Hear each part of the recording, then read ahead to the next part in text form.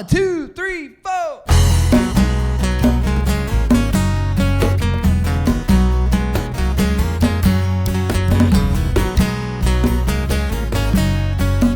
Hello and welcome back to another edition of Lay It on the Table, the Southern Board Game Podcast with the accent on Southern. As usual, I am your host, Joe Mahaffey, and I am joined, as always, by my co-host, partner in crime, James Englehart. Joe, that was fantastic. I think you've got a good streak going. This is awesome. I'm just going to keep the script right in front of my face. I find that that's just the only way I can do it in this 56-year-old domain that I live in. Wait, I don't get a script? Sorry. No, sorry.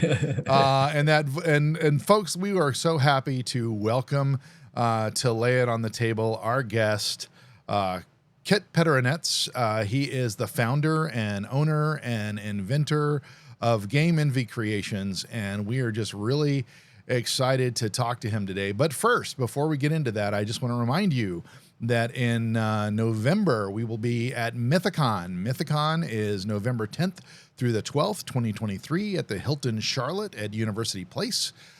You can go now and get your tickets to Mythicon, Charlotte's big gaming convention put on by our good friends Richard Fortuna. And of course, this is the old Mace convention that you may have known in the past.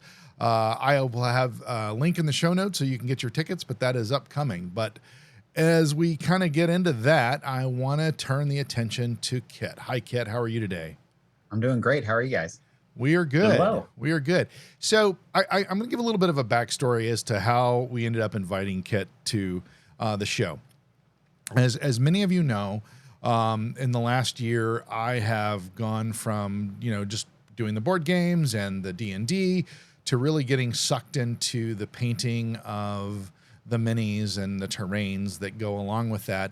In fact, there is a group of us that meets at Carolina Tabletop Games, not a sponsor, every other week where we get together and paint, and we learn some really good techniques like slap chop and a few other iterations. In fact, Richard Fortuna's wife, whose name is eluding me at the moment, I'll fix that later, is an award-winning mini painter, and she has come in and taught us some really great techniques along the way. So with that as a backdrop, and as I was sort of assembling my kit, no pun intended, for the way that I like to paint, I ran across a Kickstarter from Game Envy that was promoting a new type of cup, or a revision, I guess I should say, of a cup for your paintbrush, which has sort of been the bane of my existence. I love having a good brush. I am always struggling with how to keep it clean, and that was sort of my intro into understanding what Game Envy was. And then, of course, I was able to get a couple of their products, including the Exemplar palette, which has changed my life a lot in the way that I paint, as well as the Wizard Caddy, I believe is what it's called. Desk Wizard? Yeah, Desk Wizard. Thank you. I should always write all of those things down for my script, and I never do, which is why everything is named. My background's in design, so I like naming logos and stuff like that, but I'm trying to simplify that. So, with that as sort of a backdrop, Kit, I wanted to have you on for a couple of reasons. Number one, I wanted to hear about, sort of how you got into the design of these items and sort of what inspired you. But as we get into it, I also want to get into what does the anatomy of a Kickstarter look like? Because I think we talk about a lot of the Kickstarters that we back on this program, ranging from board games to STL files to obviously your product. And we want to get into that as well. But first, let's start at the very beginning. What is your origin story? How did you get into this? And what inspired you to become an inventor in this space? So my background actually is D&D. That's how I started with all of this. I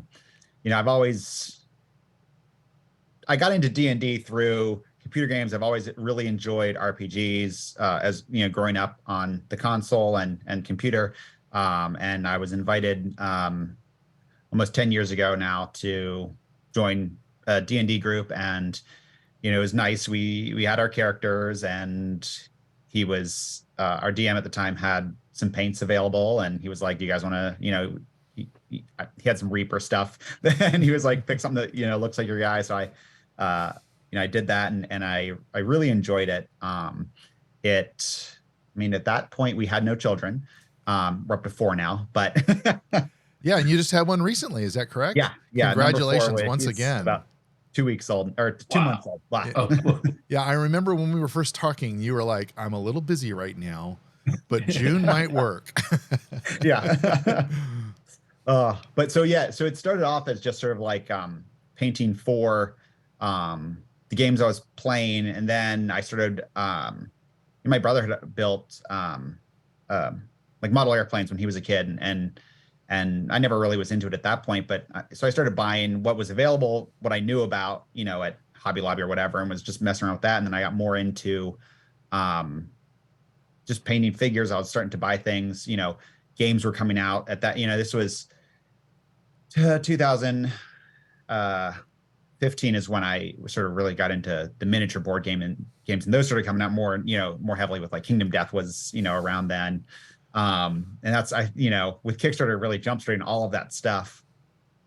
And it just became something that I was doing a lot and enjoying. But I just sort of like wanted to make my life easier. So we started, our first child was born in 2014. So things I started to get less time. So I wanted to make it easier since it was my sort of Zen time. And that's sort of when at that point I had been using soda bottle caps to hold my miniatures. I was painting a lot of older D&D stuff, square bases, things like that. And so I was just like doing that. And then I'm a tinkerer at heart. My background's in graphic design. There's a great Adventure Time episode where he meets a Sphinx that has like approximate knowledge of many things. And so I like my other hobby is collecting hobbies. So I'm always doing stuff. So I ended up taking a champagne cork, and I cut off the top of a soda bottle and made a mold of a half champagne cork, half soda bottle top that I could screw my miniatures onto. And that was the first iteration of the hobby holder. And the hobby holder is the product you have the patent on, is that correct? Yes, yeah, It's back there. Actually, I have the first model. I'll grab that real quick. I like keeping all the stuff together, but Oh, sure. this is actually still this is about the first one. It has some green stuff holding it together. Oh, yeah. Wow. Okay. I see. Yeah. And then you just put a bottle cap on it. Yeah. So the hobby holder was our first product that we put on Kickstarter, and it was just came from making this more and more useful and into something that with the design and marketing background that I thought would be interesting to people, and what's turned into all of our products are just things that make my life easier. Mm-hmm. I rarely go out and say, oh, I want, that's a product that we need to make. It's more, how could I make my life easier with this? Like with the desk wizard that you held up, it's like, how do I organize the 10 paints that I want to use? And during that campaign, it was like, oh, I have 500 paints. I'm like, this is not for that. This is for you to bring what you need to the table. Yep. And work on it. Well, that's definitely the necessity is the mother of invention kind of paradigm. No, I mean, and I love the wizard because I really like the ability to put my phone on it because, when we're in the game store painting, it's either having a picture up of what I think I want it to look like or being able to, look up something relative to what I'm working on. So that's, I mean, you've just thought of so many things for the modern hobbyist, which I think is really cool. And I really appreciate how your whole brand of Game Envy, it does not limit you to one thing, that you have that ability to be a little bit more versatile around the products that you can carry. Yeah. And I went back and forth on the naming too. and just creating something that I think we've done a few business pitch competitions, but like 13-year-old came up to me after the thing and was like, so why Game Envy? And I was like, well, like, people are envious of like your game, whether it's painting this, or their actual game. And he was like, okay. But yeah, just really going from that first product, which was the hobby holder. I have a aqua color one here, which holds your miniatures. Right. And over the course of a year, we ran that Kickstarter. I say I and my wife helping me stay sane. We ran that Kickstarter, and then I launched our store and sold the hobby holder for a little bit and started really dabbling in new products. We were able to get laser cutters and stuff with some of the proceeds from that campaign to expand our offerings. And then in end of 2018, I was able to quit my job. Now, what were you doing before you were able to do this full time? I was started out as a graphic designer, and then I was the creative director at Hood College, Okay. which is a college here in Maryland. Sure. Yeah. So yeah, that was always, it's been really helpful because I do all of our graphic design, photography, and my operations manager, who is a great friend and who I've worked with several times. I also took him from Hood at the time, and he's photography background, design background. So we've really been able to really cut costs on a lot of that kind of stuff, which has been helpful. Now, when you say graphic design, I'm my brain, I'm in IT, and I do a lot with like, UX and UI, and I think of like Adobe and XD and stuff like that. Is that your kind of... Yeah, we run pretty much everything. All of our stuff's in Creative Suite. Okay, that makes sense. I've branched out because for the hobby holder, I taught myself how to do 3D modeling in Fusion 360. Okay. So I tried Fiverr and I got approximately what I wanted, but then I realized that it wasn't. I needed to be able to be more hands-on, just who I am, and Sure. the amount of tweaking through all of the products, and even to our new manufacturers, I'm like adjusting things. I'm like, we need to make this like 0.12 millimeters tighter, and they're like, I'm like, I know you're rolling your eyes at me, but it's got to be perfect. Well, it's interesting because we did talk to Jamie Stegmeyer last time, and we did allude to the early days of Stonemeyer Games, where they had some Kickstarters, and then ultimately they made a move where the way they do it today, and I kind of wonder, when did you first think, okay, we've got something, let's go down the path of Kickstarter, let's start there. I mean, my Kickstarter history, it started just from, I was interested in it. And there were things that were on there that I didn't see before. The very first thing I backed was a documentary on Minecraft, which was in its infancy at the time. And this was like, it was pre-Microsoft, all that kind of stuff. And it was some hot sauces, some socks, a CD. Sure. And I liked the concept. And I mean, the miniature painting market, it's much more now, but it's fairly contained, or doesn't have the exposure. It has lots now, and a lot of that is in part to Kickstarter, and I could see that that's sort of where that was going. I like that on my Kickstarter profile it says I'm a super backer and a backer favorite, because it shows I use Kickstarter. Yep. And I believe in it. And there's Backer Kit and them have released stuff, but it was just, I was using it and I was like, I feel like this is the kind of product that could function on Kickstarter. I think I was watching some campaigns that were sort of doing their ups and downs, and I had no idea about manufacturing at this point, but it sort of gave me a small glimpse into that side of things. And I was like, I think this is something that we could do.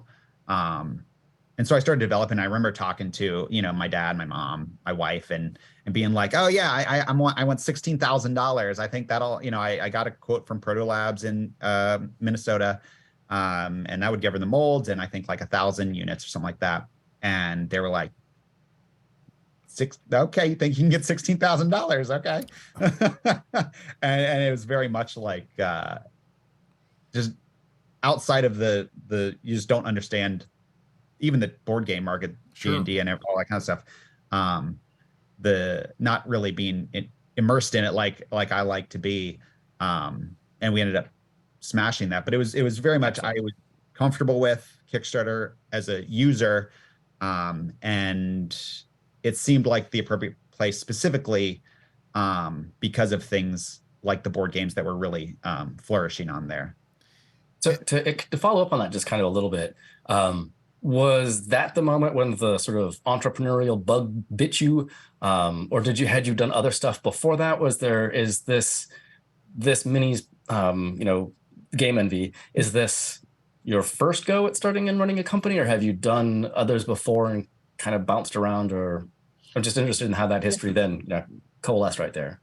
So my sort of upbringing has been very entrepreneurial. Just about my dad, he back before he was like, this is a lot of work.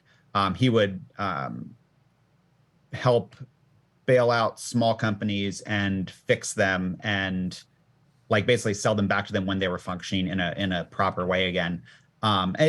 It's a very simplified version of what he did, but so that was sort of always there. And you know, when I did, I lost one of my design jobs twice, two different instances where the owner died, not my fault. I like how you clarified that. That was good. Just to be clear, yeah. Yeah. Well, there's a funny story. So when I started at Hood, I think a week and a half in, I walked in the door and the executive or the assistant director was like teary, and we had to go to the director wasn't there, and we had to go and have a meeting with HR and the president. And I was like, oh my, and I knew he was a cyclist. I'm like, oh my gosh, did I kill another one? Was not that. He took a 2-week break, but for other reasons. Oh, wow. Yeah. So I ran my freelance design firm, Visual Confection, which, you know, I've sort of put on the back burner as I, you know, really have to focus on this. But I ran that for all in all. I mean, while I was at full-time other jobs, like in the evening, and then as a job, pretty much the whole time I've been a designer. So that's sort of working with the clients and things like that. Customer service that kind of thing has always sort of been what it is. But this is the first time when I really even considered a product, other than I had a really good idea, which is now taken. But you know how you step on your trash can and the lid pops up? Yep. I wanted to make one of those for a toilet. Where you step it on and the toilet seat pops up. It's already a thing now, but Hey, I have one that when I put it down, because I'm like the only guy in the house, it just goes slowly. Oh yeah, I like those are great. Yeah. Love that. Yeah. Now I go to other people's house and I'm like, wham! That's exactly right. That's exactly right. Well, you know, it's funny in my experience with creative designers is that they're already in an industry that has a propensity for freelancing to a degree, and I think that that gives you that sense of the ability to be an entrepreneurial with a little, I don't want to say no fear, but maybe less fear, from that perspective. So your first Kickstarter was done when? October 2017. 2017. And the one that we're currently doing now, the one that you're about to fulfill on, is that your second or third? Fifth. Okay. Shows you what I know. Okay. So that's been a pretty steady channel for you, because you know what, I remember when I because I was unaware of you guys until the latest one. And it was just one of those things where the algorithm always gets you. And so somehow Facebook knew that I was doing something with mini painting, and it just served this up to me. And I saw that cup and I was like, oh, that cool. Solves a problem, because the way I'm destroying brushes right now is a thing. And so that was really what my motivation was. And then I also discovered that some of the things were available now. So I just went ahead and ordered those and said, I'll wait for the cup, and I want to start using this palette now. And then you have to wait for your stuff because it got lost in the mail. And hey, I wasn't going to get into all that. I mean, but I will say that your customer service was exceptional, and I had no complaints at all with the way that I was treated by you guys as a customer. But the sense I got, though, is, and this is kind of how I get a lot with Kickstarters, is that you've got this idea for a product. You're going to use Kickstarter to basically build up an impetus of pre-orders so that you know that it's a product that's going to sell before you make that investment.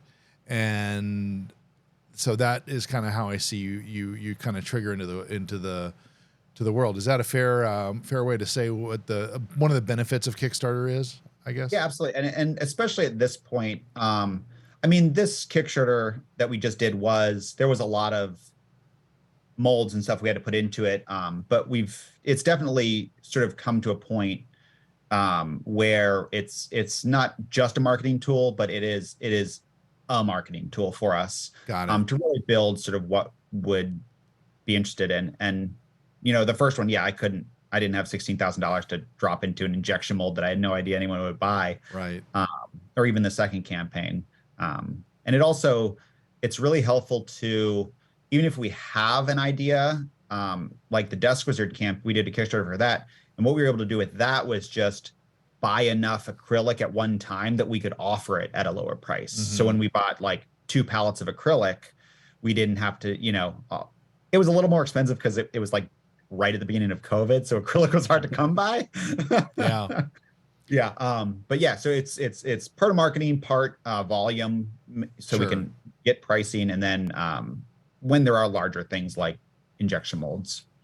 And how many Kickstarters did you do before you said, okay, this is a viable ongoing business, we're going to go ahead and leave Hood and set this up and become Game Envy?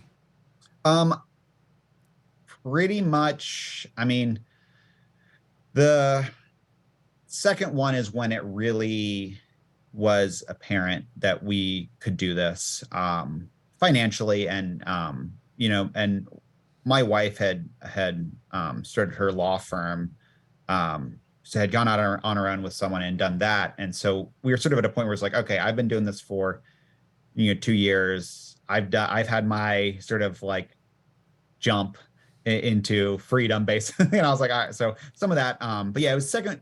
I quit my job. I left my job August of 2018 while I was preparing to launch the second Hobby Holder campaign, where we added the grip part and the larger bar. So it was sort of like I was at a point where I couldn't function. The money from the website was there enough, and the interest was building enough that I felt comfortable that we could do it. But it wasn't until after that campaign that I was like, we're going to run these, try once a year or about there. And this can be a great place to just open up the market to these things. Sure. No, that makes a ton of sense. And did you find that, well, first of all, I wanted to say, it sounds like you got out of academia just in time to avoid COVID. Yes. And then, so as you set this up as a going concern, did you find that the storefront online was your a good channel, or do you also have like a dealer network you sell to the local hobby shops as well? Most of our stuff goes through our website. We do the ads, we do that, and we have a nice network of painters that use our stuff, talk about our stuff. Nice. Adepticon, I felt like everyone there, all the teachers were using stuff. It felt very much like, oh, Game Envy's taken over Adepticon. So we sell at conventions. That's another good revenue stream for us. And then we've recently started with, we haven't been on there for a year, but we've been selling on Amazon a little bit. Got it. For stuff we have the margins for. And we want to sort of find ways to make them so we can do it on there, just because what we found is, and it's come sort of with some actual validation on this, is one of my concerns was, okay, if we go on Amazon, we're going to, the people that are on our website are, we're going to start losing half our money because we're on Amazon. Right. And I'm like, oh, but would the volume make up for that? But what it's turned out is the people who are buying on Amazon might not necessarily have would never have bought it if it wasn't on Amazon.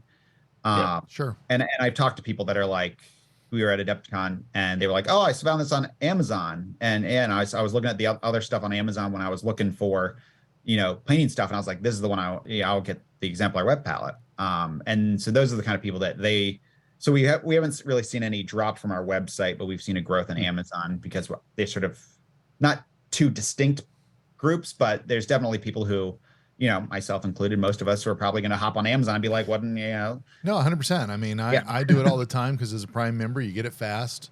And you know that if for whatever reason you're not happy, it's going to be, you have 30 days to return it.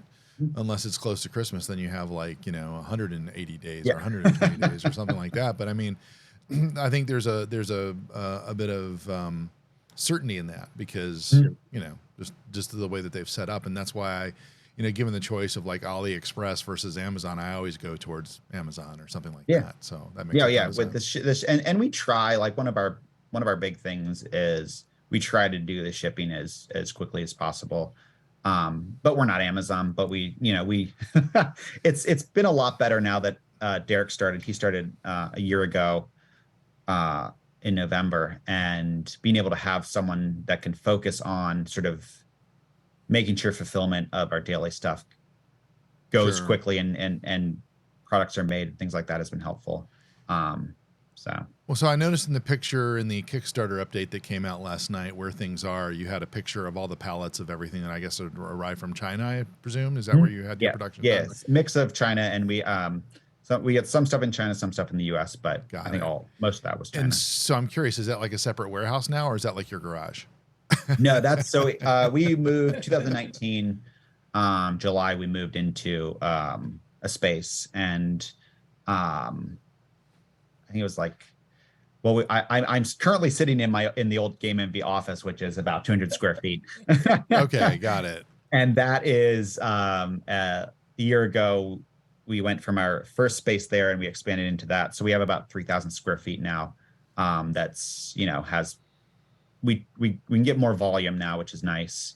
But it is in the basement of a building, so Sure. we are actually currently in the process of buying a building. Oh, nice. So, And you're yeah. you're outside the belt. You're still outside the Beltway on the Maryland side of the DMV. Oh yeah, we're about 50 minutes outside of DC and Baltimore. Okay. Yeah. So Got it. yeah. Yeah, so it's definitely been growing. We started in here at 200 square feet, then we went to 1,800 square feet, and then we busted a hole in the wall and we made our office and the workshop separate, and then we took a space on the other side of the building for a warehouse and moving over the packing area. So we've been sort of growing steadily for the last couple of years. So what is it about the DMV? And for those of you, for the uninitiated, the DMV is DC, Maryland, and Virginia. What is it about the DMV that makes it a hub for some of these interesting gaming companies? Because you're there, obviously, and the Game Steward is down towards Reston, I think. Of course, they're the ones that buy a lot of Kickstarters and then have them after the fact, and they're kind of a neat website. And I'm just kind of noticing there's more and more of these, boutique-y type of distributors popping up around the DMV. Is that just happenstance or coincidence? I feel like, yeah, it probably happenstance and stuff like that. I mean, other than Gen Con and Adepticon, PAX Unplugged is over here, which is really big. Yep. For board gaming. But I mean, it just happens to be there. I would think it would be in the Midwest because that's where the cheapest shipping is. Yeah. Because in the US, shipping is by zone, and the shipping to California is twice as much as it is to. I think there's stuff in St. Louis, right? Because Stegmeier's there. Geekway to the West happens. I think there's some other, so that makes sense. That would make more sense than having it on one of the coasts. But well, and talking about Gen Con, I noticed that you're headed there this year. Is this your first time, or you do that pretty regularly? It is, yeah. Oh, nice. It was actually my first time going as well. Okay. Well, I'll just go ahead and tell you I'm envious now. It was my mission to get there before the pandemic. My wife and I were planning to go. We have a friend who was like, "Hey, can you come and be a game demonstrator?" And I was like, "Sure, let's do it." And then all of a sudden, everybody shut down around the world, and I just haven't had an opportunity to kind of reset that. But I'm sure it's going to be an amazing event. Yeah, I'm excited, and I think it's the 20th anniversary. It might be. I saw that's about right. Yeah. And are you guys going to be exhibiting there as well and have a booth? Yeah. We got so we've applied a few years now, haven't got in. We didn't apply during right after COVID. And then this year we got in. We're just in the regular hall, not Entrepreneur Alley, which is I don't know, good or bad. We pay the regular price, but we're also just like a traditional exhibitor instead of stuck in that little area. Right. Right.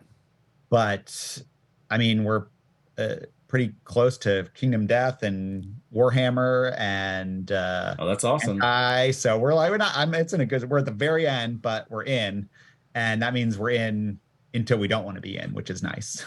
That's how a lot of this stuff we've done. It's like with PAX, we're like, once you get in, I'm like, oh, I'm holding that position because I talk to people even in Gen Con.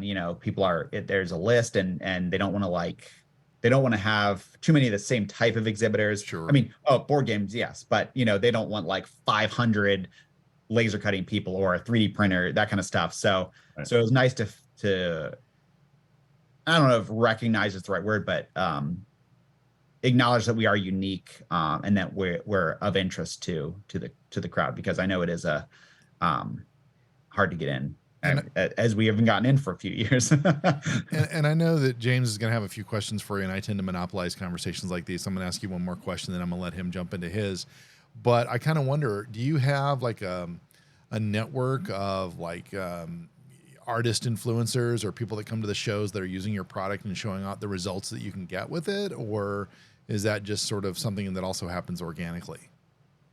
I never focused on building one. But over the years, just talking with people and creating friendships and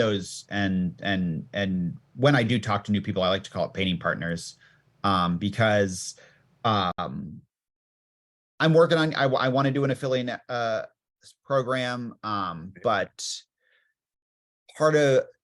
mainly because I want to give back to the people that use our stuff, but I don't want it to be something where people are just applying because they want to, stuff or referrals, but more because of the core of Game Envy and my purposes. I want people that use and love the products to be representing it. I don't want anyone to, like, oh, I use this one, but whatever, this, that, or, so the people that I talk to are actual fans, and they're people that I can bounce ideas off of, and I can send prototypes to. So really, when you get into this, like painting partners, these are the people that I'm talking to about new products, testing stuff. We have a brand new exemplar wet palette paper coming out, and new sponges that we're working on.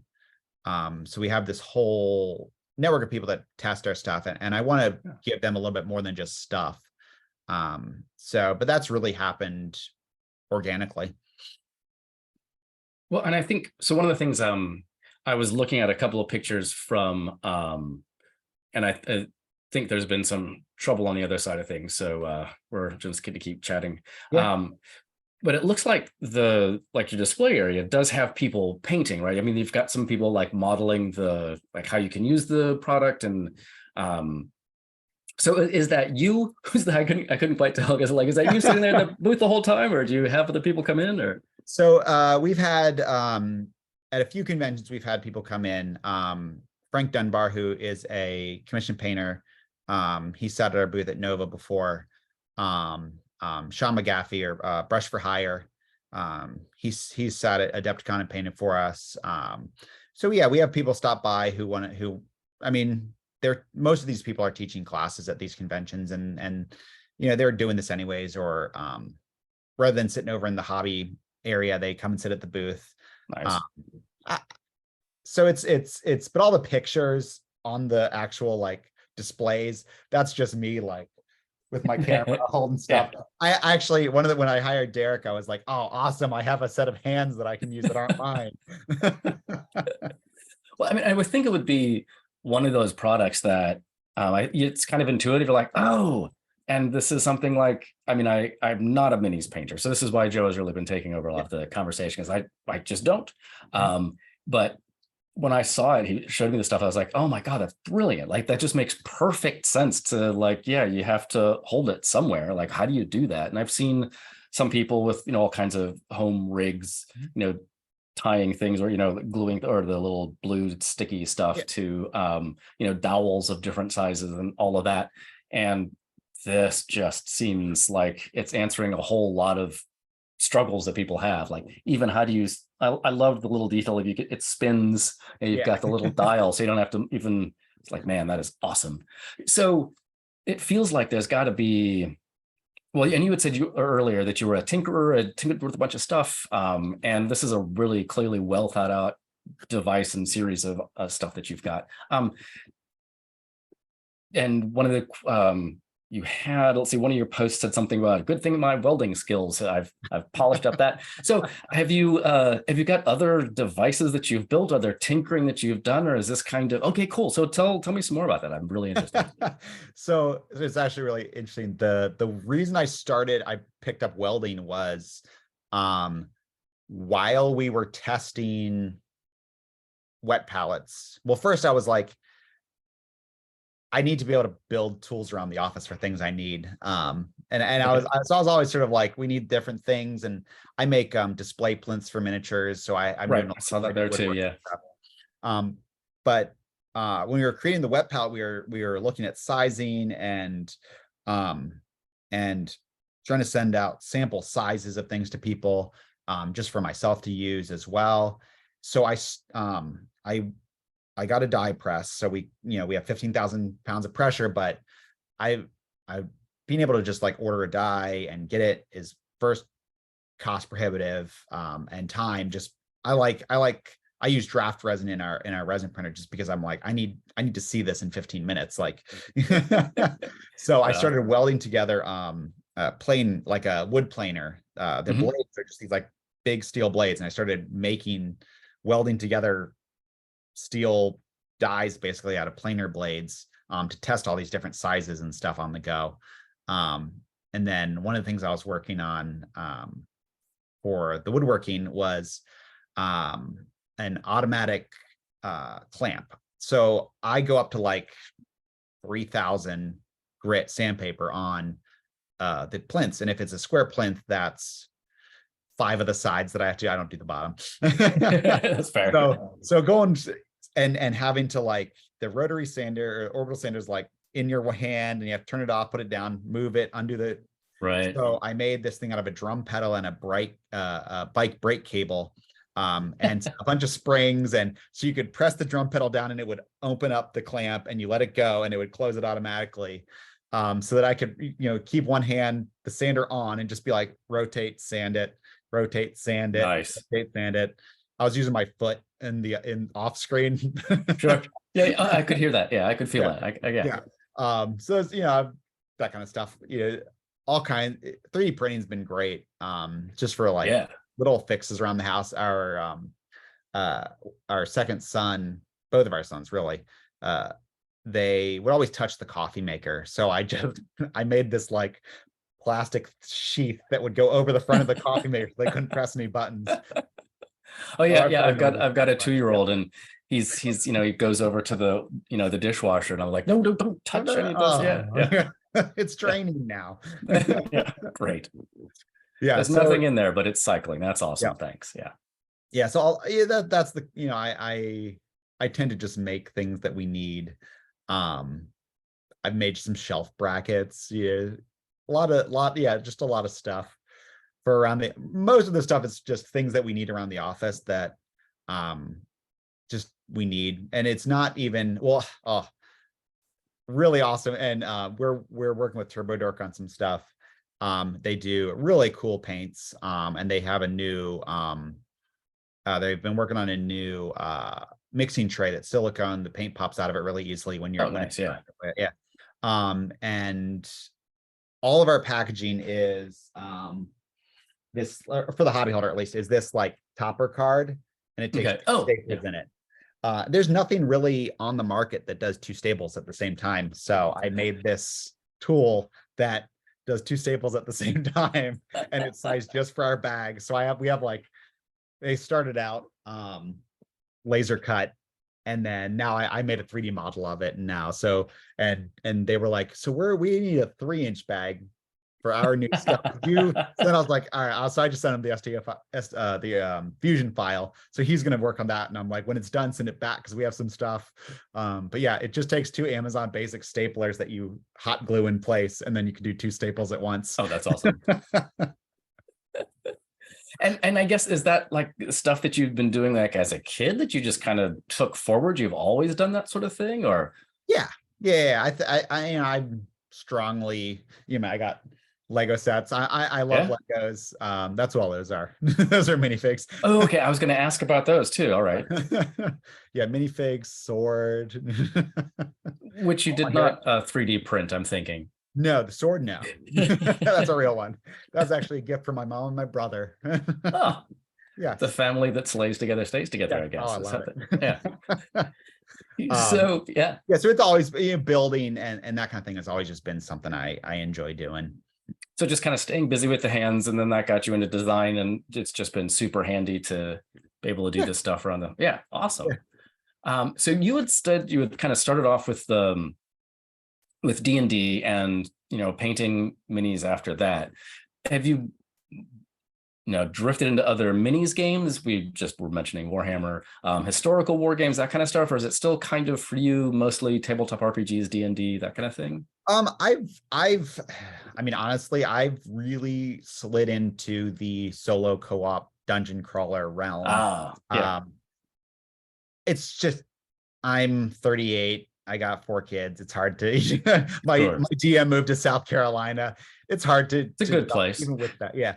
So really, tabletop games. I've slid into more the board game area, and specifically the dungeon crawlers, because that's what I like. I like, I love playing Diablo. I played, Ultima Online, Warhammer a lot, or Warcraft a lot, and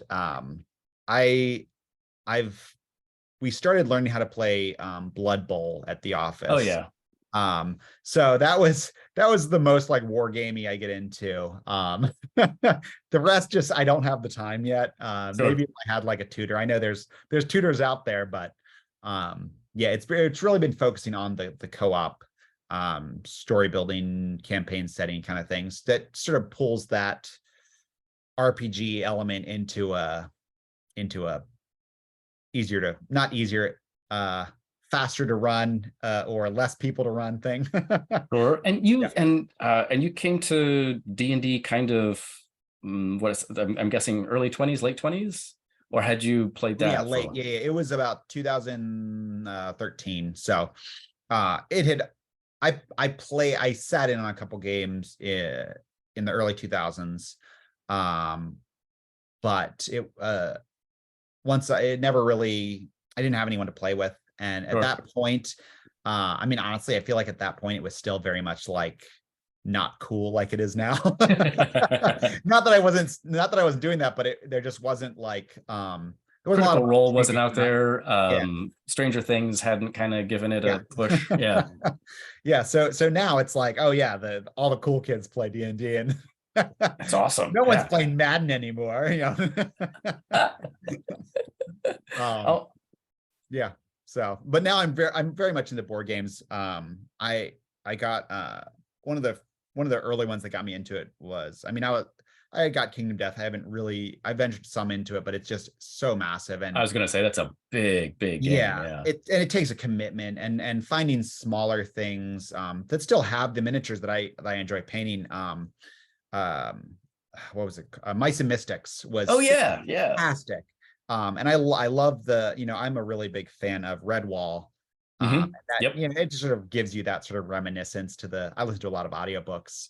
And what was it? Mouse Guard was the other one that has kind of a similar vibe. Yes. Yeah, Mouse Guard. That was a little like, although at certain points Redwall was very brutal, but Mouse Guard was that was rough. That was the graphic novel, and it got a little bit intense. I like that one. But then my laptop is sitting on Familiar Tales, which is another one by Plaid Hat Games. Have you looked at Stuffed Fables? I do. I got Stuffed Fables, and I haven't played it yet, but I got the Oh Brother. The expansion. Yeah, nice. I've really enjoyed that. Seeing those because I have young kids, and a lot of these games, I'm like, I want to buy this game, and I might not play it right now, but I'm going to play it with my kids. But I really like that. Some they call it storybook, some other people call it differently. But it's like, and it's not necessarily like linear. It is, but it's you're getting to play your character just like you would you can do more in a D&D game, and it's fairly linear in terms of, we got to go kill Strahd eventually, but you can do all kinds of stuff in between there. But having it in place has been really helpful. I played Descent 2nd Edition. Okay. Yeah, that's a classic dungeon crawl. Yeah, and there's so many like crazy solo or co-op only things out there. And then when they released the new version, I got that because I was like, awesome, but I haven't played it yet. But it was Amazon on like Prime Day for like 60% off or something. I was like, wow. Okay. Yeah, sure. That's a good one. Or maybe it was 40% off other way. Still, it's good. It's good. Oh, good. Yeah. Have you seen more in the RPG world, the Magical Kitties Save the Day? No. Yes. So Magical Kitties Save the Day. It's All more RPG, style. So you can do, you have the freedom of choice that you do in D&D, like where are you going to go, what do you want to do, but the mechanisms are much more, they're shrunk down, and you play as magical house cats who are, scampering around town and discover that there are, an infestation of. They have a couple different, scenarios you can go through, but killing rats in the cellar. well, some of them are that, but there's also there's an alien invasion of, I guess, very small aliens. There's another more sort of magical one. I think there's evil witches or something living outside of town, and so there's different things to explore and different scenarios too. Yeah. So I always wondered what's the age range? I was looking at the picture; it looks pretty young. But could I run my 8-year-old through it, or how does it? Do you know how it? Yeah, I think that is kind of where it's pitched, like 7 to 12. Yeah. Yeah. Oh, well, and see, that's the other beautiful thing, is that you're like, oh yeah, everybody loves the magical kitties. Yep. And I think that was a Kickstarter a couple years ago, and it's been. Let's see, it's Atlas Games. I didn't expect to talk about this, so I didn't bring up any. I pulled it up on Amazon to look at it. Can you guys hear me okay? Yes. Okay. You are back with us. Good to see you, man. So the power went out. Wow. Never had that happen before in a podcast. And my AT&T took forever to reboot, so I apologize for that. James, I don't know if you were getting my texts. Nope. I mean, I saw your text furiously, like, just go. Yeah. So yeah, you guys, your videos and audio would have been recorded up until this point into the Zoom cloud, which is another reason why I have that as a backup. Oh, that was awesome. I'll have to play with it on the production side. So, don't let me interrupt. So we were talking. So magical kitties. There's but so many. I'm looking. There's so many options for it. Oh yeah. No, it's adorable. The art is just about the kind of look that you would want. So I was going to say, yeah, you've got 4 kids under 10. So board gaming is the excellent thing to do on family. Yeah. I just backed another one that was it's blanking on the name, but he was diagonally from me at PAX Unplugged, and he does storybooks, and it the books are this group of friends that get together and go on an adventure, and then you sort of go into the adventure, and they're kids, and he just did a Kickstarter that is for a system for that, which I'm pretty excited about as well. But that's awesome. In the it's still in its infancy, but I'm gonna check out Magical Kitties because that's just up their alley. Yep. We were playing Ticket to Ride, my first journey, I think it was. Mm-hmm. Oh yeah. I was like, I might rather play this than regular Ticket to Ride, much quicker. It's a super nice. Yeah, I like that version. There's My Little Scythe. There's I got that just for the minis. Oh my god, they're so cute, right? Did you paint them? Because I didn't, because that's not my job. I have not painted them yet. Oh, okay. That feels Yeah, they're the ones that are on the displays for the convention, and I'm like, I will paint these. So with that, I did have my first Castle Panic. Castle Panic has been hands down one of my favorite. Just like quick, get it on the table, let everyone knows Castle Panic, and it's just so simple to explain. And then I got my first Castle Panic for the kids, and they've been really enjoying that. So awesome. Well, with that as a backdrop, you should, in the D&D side of things, there's a really cool one that I did recently at the store, and it's great for kids under 10, like the 8 to 10 range. It's called, it's the DM Dave. It's the Blossom Scouts. Yeah, you have mentioned this before, but it hasn't landed that strongly in my brain, I have to say. I know. Hold on. I'm so used to 2 screens. I have to use my phone to look stuff up because I'm on my laptop.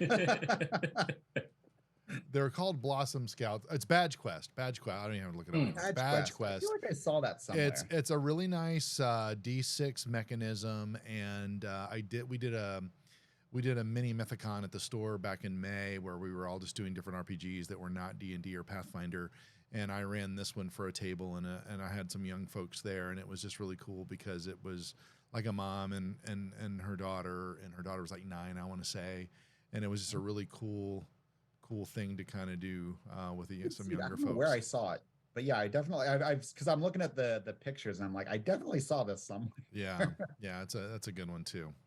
And I don't know if you guys got into it, but my wife's cousin has 2 children that are in that 8 to 11, 12 range. And when we were at the beach with them this past fall, we brought Flamecraft. And boy, that was a great game. I know, James, you've been playing it lately. And by the way, it's and for Origins is going on right now. I think it ends today.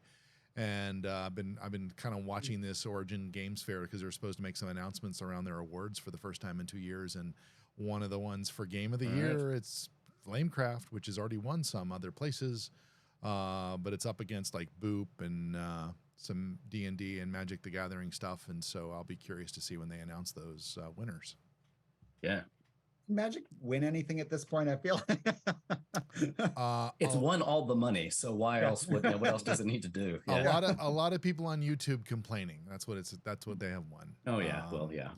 A few episodes back, we got the opportunity to interview Linda Codega, and she's they are the Gizmodo artist, or excuse me, journalist that dropped the bomb on both Hasbro from the OGL perspective, and they also broke the Pinkerton story. So there's been a lot of discussion about Wizards on this channel in the last 6 months, as you can imagine. I'll just leave it alone then. And I have not, and I'll just bring this up because I bought this because I thought it looked absolutely fantastic. I haven't played it yet because it's just so massive of a box, but Storm Hollow. Oh yeah. And I got it off eBay, and hey buddy, I'm in the middle of something. Hey, this is my 8-year-old. Hey man. Hey 8-year-old. Finn. Hey Finn, good to meet you. Me and Papa, we just started a Minecraft survival world, and we've already gotten so much done. That is so cool. Yep, there it is. Oh, he's got the T-shirt too. Yeah. That is so cool. And Minecraft is a great way to get your kids into STEM. They have a really good both Minecraft and Swift Playgrounds on the iPad are great ways to get kids into coding early. Oh yeah. Yeah. I've been and like I said, I'm no good at it. I mean, I love playing and building, but but from the infancy of it, seeing people build like a calculator and to what they're building now, it's been like, whoa. Yeah. So my daughter used to watch a lot of Minecraft videos and played around with it a little bit, but like, oh look, there's this guy building this undersea. Wow. Okay. So it sounds like you guys might have been pivoting to what is on the table. So Kit, what is on your table right now? I was saying we just played, which led us down the games appropriate for kids was Ticket to Ride My First Journey. Okay. And I was playing for myself and my 2-year-old who was just like wanting to put trains on the thing, and my two older sons were there, and everyone left. And so I was just sitting there, and my wife sat down and played one hand, and I was like, I might play this instead of regular Ticket to Ride just to get a game done. Yeah. Oh, that's awesome. That's awesome. Yeah. So I'll go next because I only have one game on my table right now. And so we interviewed Jamie Stegmaier a couple of weeks ago. I don't know how many times I'm going to say that in this episode. I'll maybe say it 5 Just keep going like this afterwards. Anyway, he recommended Earth, and I had gotten Earth for my wife for her birthday, but it was sitting on our shelf of shame, which means it was still in shrink wrap. And so we got it out, we got it punched out, we got it on the table. It was super easy to learn, and it was very satisfying. And we have been playing it. We've played it a couple times. I gravitated to it much better than my wife Dale did because the first set of scores was pretty dramatic between the two of us. There was a big gap, but we closed the gap on the next game. Games. And I was quickly registering where all the point salads were going to come from because it's all built into the game. And but we played again last night, and our scores were like 8 points apart. I still won. Nice. I still won, but I mean, I'm guessing that's 8 points, but from like 60 to 68 as opposed to 8 to 16. It was more like 253 to 240. Yeah, I mean, so it's very pretty tight. Yeah, There's a lot of points to be had. You get points for the cards. You get points for the sprouts on the card. You get points for the growth on the card. There's end of round victories. There's all kinds of things. It's a really interesting game.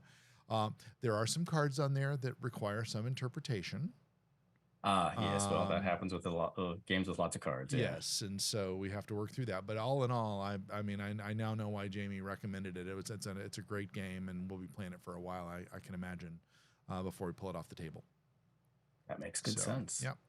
But go ahead, James. What do you got going on in your? Since we've been talking about Flamecraft, I think when the last time we talked, when we were talking to Jamie Stegmeyer, I'll do that now. Yeah, I'll do that. I know, it's right. It's crazy. Who'd have thunk? It's a good thing it's not a drinking game. True. So we had talked about it as like Flamecraft is on the table waiting for us to go and play it. So we got 2 games of Flamecraft in when my daughter Sky was here. And that's, of course, 2022. Manny Vega is the designer, published by Cardboard Alchemy, a bunch of other people. Sandara Tang. And it's funny because there are cards that have both Manny something and Sandara something in the game. So you can, I love when games do these kind of Easter eggs. It's super fun. And so Kit, do you know this game, Flamecraft? I don't. Okay, so great. So I have some notes.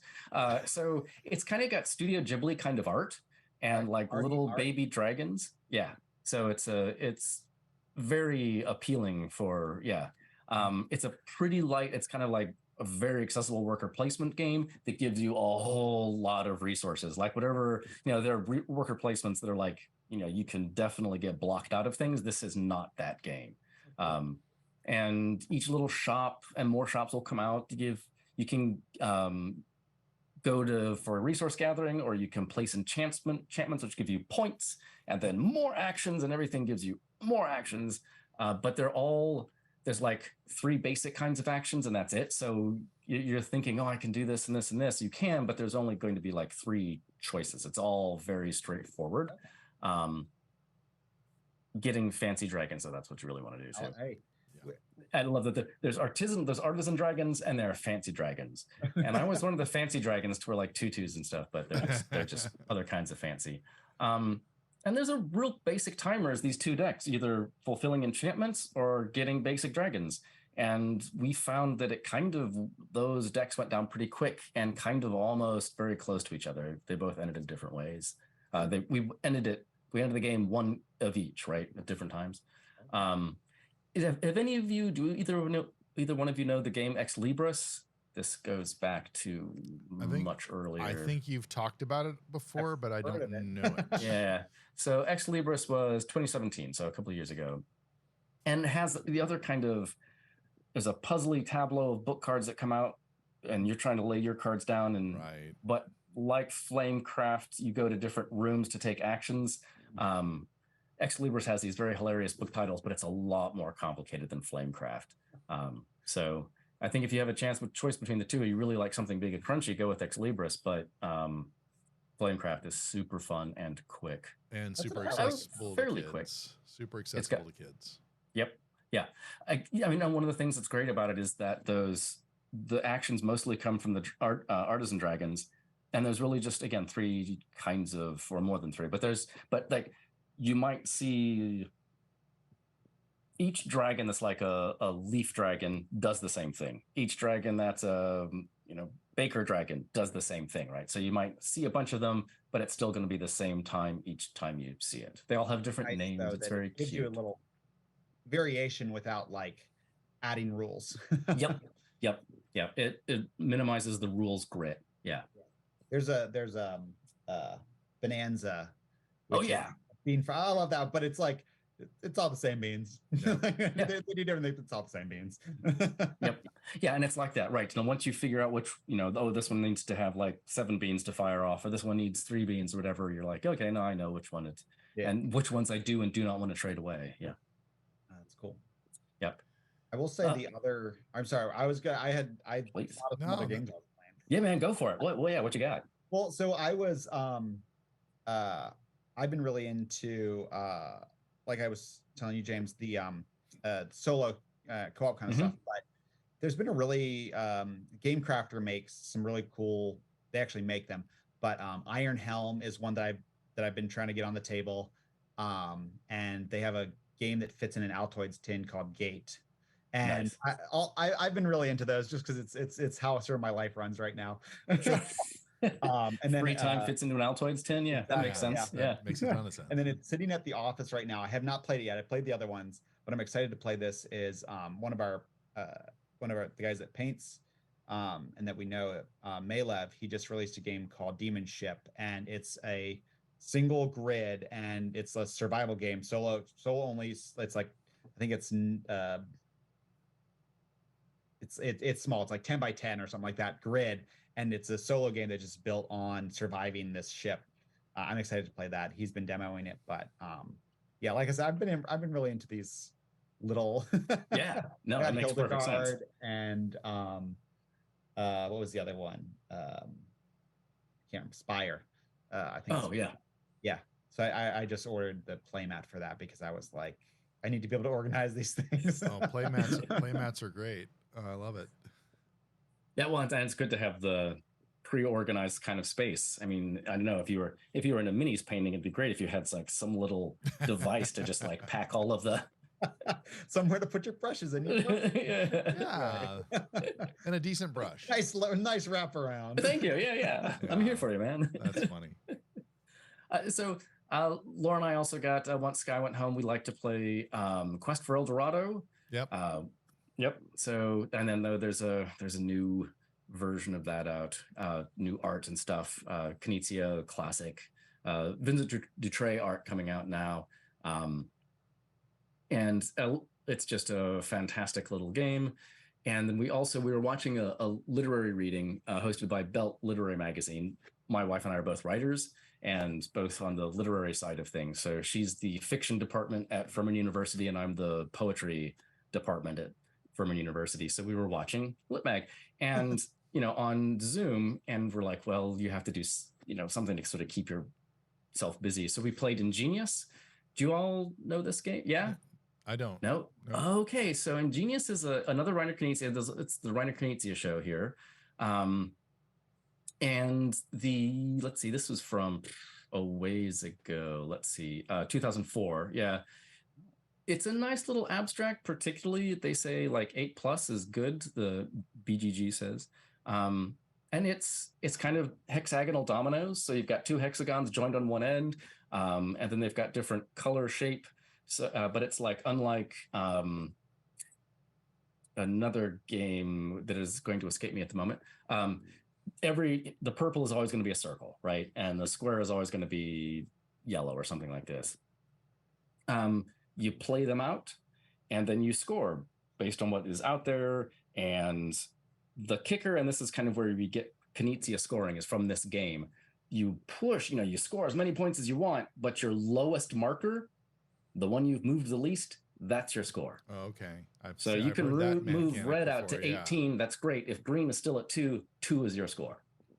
Interesting. Yeah. So it kind of pushes you to balance gameplay. Yep. Balance your own gameplay. Yep. And it's kind of fairly an abstract. It's just a version of dominoes with these kind of multi-sided things. That's you can get this down quick and played quick. All you do is you put the board down, grab a handful of dominoes, and go. So that's the setup. That sounds good. It's not Yep. And then I got a chance to hang out with my friend Adam Slaker, my former downstairs neighbor when we lived in Fairbanks. And we met up and played on Board Game Arena Splendor, which is just classic fun. Classic game, yeah. Yep. And it's one that I like to. I also teach a writing class that does board games as their topic. And my students, when we have game days, they like Splendor a lot. It takes them a minute to sort of wrap their mind around tableau and engine building. But once they get it, they're like, wait a minute, I'll say, wait, okay, now you have all of the sort of virtual gems here to just grab that card. You're like, what? Like, yeah, you don't have to spend any chips, just grab the card. Wow. So it's always a fun moment. Well, we started this episode talking a little bit about Kickstarter and the anatomy of a Kickstarter. We also like to talk about Kickstarters that we've backed or intrigued in or or intrigued by rather, or perhaps have actually shown up on our doorstep. Mhm. I did back a new one this week. I did back the Dog Park expansion, New Tricks. Aw. We love the game Dog Park. What's really neat is if you're a backer, they give you the opportunity to make your dog a card. And of course, I don't have a dog, but my friend of the show, Chris Keener, who is the composer of our theme song, Pictionary, is got 2 dogs, and I've encouraged him to get pictures of both Callie and Junie and submitted, because I think they would be great Dog Park cards. Aw, that's awesome. So yeah, I'm looking forward to see how that game comes about. That's another one. If you haven't seen that, kid, it's a really fun game, and it's kid friendly as well. I am intrigued. I did see that Vita Lacerda has a new Kickstarter out from Eagle Griffin Games called Inventions, Evolution of Ideas, and I saw this image and I saw the boards and I thought there's a lot going on, and I did not see Lacerda's name on it. And now that you said Lacerda, I'm like, oh yeah, that tracks. Yeah. So we've got some feelers out to see if perhaps we might be able to get him to come on the show. That'd be awesome. No updates yet. I ran into the person that's helping me with that yesterday, and we're still waiting. So hopefully that will come to fruition. And if it doesn't, well, we had Jamie Stegmeyer on. How do you top that? How's that? There's still Lacerda games to play. Yeah. Okay. So, and then I saw this game Fairies, The Adventure Begins, and the artwork on this is just really intriguing. It's very they're all hand painted. I saw this myself, and I thought about putting it in our little list here. These are all hand painted by a particular, I guess, woman famous for painting fairies. I don't know. Very Midsummer Night's Dream kind of aesthetic. It's very nice, and so we'll have a Frank game. Yeah. And then James, it looked like you had a couple on here as well that I missed. So Crossbows and Catapults. Classic from the 80s, from way back, brought to life again by those necromancers at Restoration Games. And I have a version of this called Catapult Feud, and the idea is the same. You build up a sort of castle, you sit around 3 to 6 feet away from somebody, and then you launch stuff at the other person. If you have children, it's just brilliant, silly fun. It is super fantastic, and that is kickstarting. That sounds like a more physical version of Stratego, which was a favorite when we were a kid. Oh yeah, we're actually destroying your general. Yeah, no, and that's it. You have to put your little fighters up, and you're trying to knock them off. And and yes, it was a Christmas. The Catapult Feud, I'll get that right. Was a Christmas gift, and I spent probably half of Boxing Day with Laura, my wife, and Sky, just alternating playing this game. And her dad was like, so university professors just play these kinds of stupid games. We're like, yes, yes, we do. This is awesome. I saw that post on Facebook where your wife said she just married you for your games. I thought that was That's great. it. Yeah. I like that. Yep. And then the last one here is Castellans of Valyria. I'm not sure that I would necessarily recommend this. It looks like an interesting game, but I'm just fascinated by this company that has kept Valyria as this kind of setting place, and they've have game after game after game set in this, and it's kind of interesting because I don't think there are a lot of companies that kind of do that, like have a setting and just stay there. I mean, there's Magic the Gathering and so on. There are clearly some examples, but it's not one that shows up a lot. And I thought that was, I have a little bitty one called Villages of Valyria. I'm like, oh yeah, look, it's more Valyria. So just intrigued by the way that they have managed to keep that setting going. Well, in the picked up department, last time we were here, I had mentioned Blood and Plunder as a game from Firelock Games. I did pick up the Blackbeard versus Maynard set, which will give me a lot of work with Kit's product because I have to paint these minis. Yes. And so I got that from Carolina Tabletop Games in Pineville. That was the one I was looking at that accidentally knocked Ark Nova off the shelf. Oh, yeah. And so I felt like I should buy it from, there. But I did find my way. I was up in Raleigh-Durham this past week for my real job. And of course, I never miss an opportunity to go into Atomic Empire in Durham, and I picked up the Pirates of Legend minis that I have to build and paint, and so more reason to keep buying things from Game Envy so I can keep pulling those forward. But I didn't find any intriguing STL files this week to back.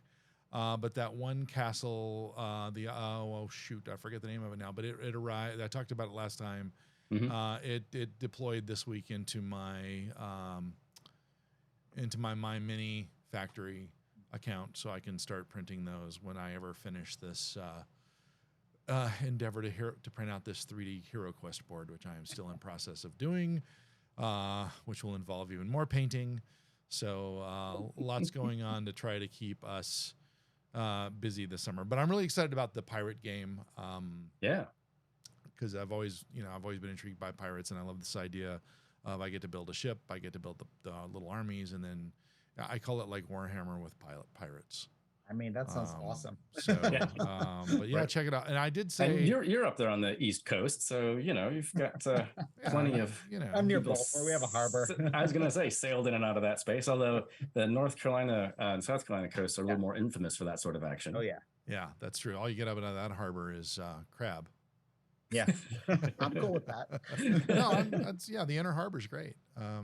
It's funny. Yeah, it's actually the Inner Harbor has a twin called Darling Harbor, and Darling Harbor is in Sydney, Australia. Okay.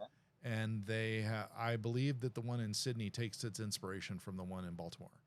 If I'm wrong on that, I'm sure I'll get corrected. But I'm saying that demonstratively. I'm saying that demonstratively. Yes. So we'll just say that Charm City has the win on that one. Well, gosh, Kit, we really appreciate you carving out some time on a Sunday afternoon to sit down and talk with us and work through the whole power outage here in North Carolina. Thanks to, I'm glad you and James were able to keep the conversation going, and I'll have to look at the what Zoom put in the cloud to see what I have there as I begin to put this together. Well, if it's not there, we had a great time. Doesn't matter. We didn't name call it all. No, that's fine. That's fine. And we love about this is that obviously we wanted to get to know you and hear about what you guys do and sort of how you got there. But at the end of the day, we're all passionate about this hobby of gaming. And we've talked many times about how the shut up and sit down guys have kind of given us that history of gaming that goes all the way back to the time when we could kind of go from running from predators and actually sit down and have some leisure time. And so, being able to bring that into the 21st century and use it for, as you said at the beginning, that moment of zen, or just to give us some measure of, satisfaction. Here I am, a 56-year-old wannabe artist, really struggling with how I can make something look pretty cool. And these techniques and tools like yours kind of help make that possible. So I appreciate that. Anything on the horizon that you would want to make sure that you mentioned before we close out today? I mean, we're going to be starting fulfilling our Kickstarter, and then after that, those will be up on the cup and the scrubby and the brushes will be up on the website. Hopefully soon. We'll be at Gen Con. We have some new wet palette stuff. Like I mentioned, the paper and the new sponges will be coming out soon, and maybe something bright for your desk to light up your desk. We'll see. I like that. I like that. Good. All right. Well, as usual, you can follow us at layitonthetable.show and find us on your favorite podcast player. And if you do that and you find your way over to Apple Podcasts or any of the other podcasts, it lets you have an opportunity to leave us some likes or stars, or heck, even a snarky review that suggests that maybe what I got wrong I should correct in the next episode. I'm happy for that. Of course, you can also find us at Lay It on the Table in Board Game Geek. We have a guild there, as also you will find a link to our podcast. And of course, the video version of this can be found on our YouTube channel, Geek and Southern, on the Lay It on the Table playlist. And as usual, I am Joe Mahaffey, and I am not bored. I am board gaming. And I'm not James Englehart. I'm James Englehart. All your tiebreakers break your way. We'll see you next time. Thanks, everybody. Bye, y'all. 1, 2, 3, 4.